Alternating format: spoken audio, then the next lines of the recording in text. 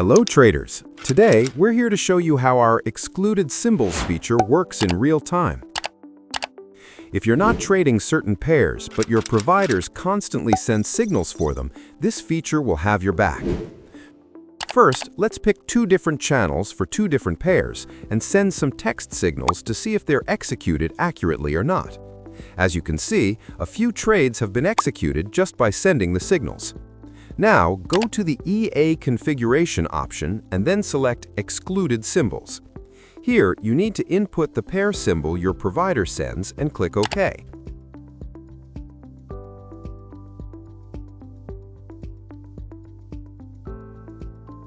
As you can see, the trade for the Euro-USD pair gets executed just like before, but the XAU-USD signal is not executing. Now go back to Excluded Symbols again and input Euro-USD as well. Send another test signal and you'll see the same thing happen as with XAU-USD.